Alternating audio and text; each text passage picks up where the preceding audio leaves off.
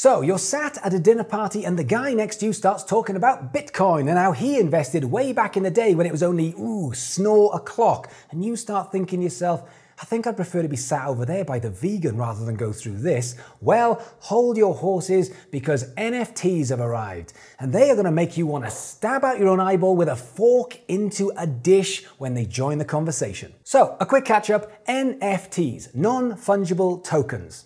Clear? No, of course not, because they sound like they've been named by some absolute geek who smells of Vicks VapoRub. But NFTs are the future of the music industry. Now, I know what you're thinking. You're thinking, but Damian, they look like they've been drawn by some homeschooled 5-year-old. I know that, but they are now selling for millions and they are set to disrupt the music industry. So, come with me on a journey. An NFT is an irreplaceable, one-of-a-kind digital thing. So think of it like this. When it comes to money, if you've got a tenner, you can swap it for another tenner, or 2 5s, or 10 1s. It's very replaceable. But when it comes to being fungible or non-fungible, you can't replace it. So think of it like this. A Fender guitar, brilliant, millions everywhere. But if you've got Jimi Hendrix's Fender guitar, now we're talking. Now it's one of a kind, it's irreplaceable. This thing is valuable. So how do they work? Well, NFTs are part of the ethereal blockchain. Ethereal blockchain. Didn't they have a hit in 1998 with Hit Me With Your Love Stick? Basically, a unique digital collectible. You can now make digital art that cannot be counterfeited. Think about music or artwork or even contracts. And some of the music industry are quick to jump on board. Steve Aoki has just sold his NFT collection for $4 million, while Kings of Leon, you might have heard, have sold their album as an NFT where they've given away some golden tickets, and those golden tickets means you get free tickets at the front row of any tour for life.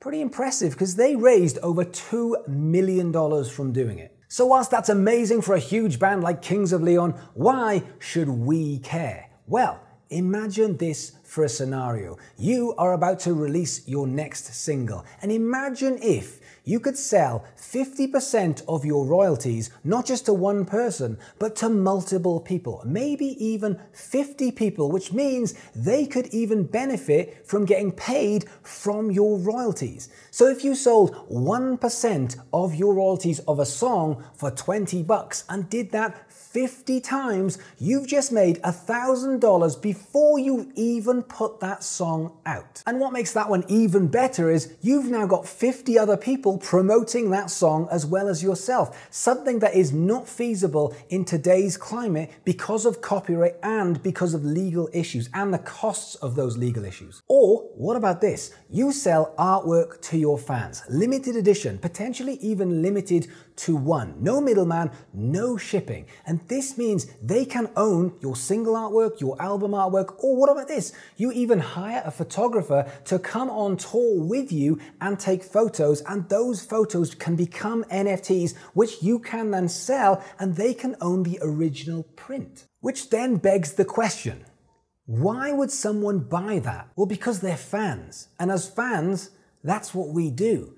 We have a need for that social currency, to be able to have those conversations, to be able to sit with your friend and go, yeah, that's mine, or yeah, I did that, or yeah, I know that. This is how we trade social currency and we build up above people in social standings. This is the same reason why people buy physical art and then display it in their house. This would be the same thing. Oh, that song, yeah, I actually own a bit of that song. It's a talking point, it's interest, it goes along with everything that we already do in the physical world. Mike Shinoda from Linkin Park just raised $30,000 for a 37-second video teaser, which was attached to an animated skull gif.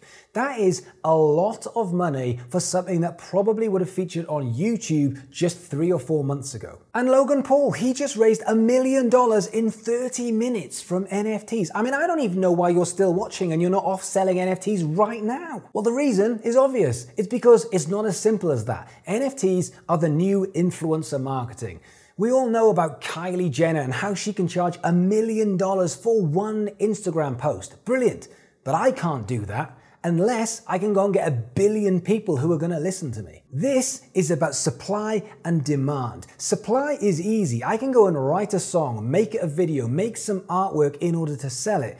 But unless I have the demand, it's pointless. So we have to build the audience in order to be able to leverage that demand, and then we hit them with that supply. An artist called Beeple just hit the news because he sold £3.5 million, over $4 million for 20 pieces of art. Beeple is like the PewDiePie of the NFT world. In fact, he just sold some physical art of 5,000 pieces in a collage for $70 million. But here's the thing that people are forgetting.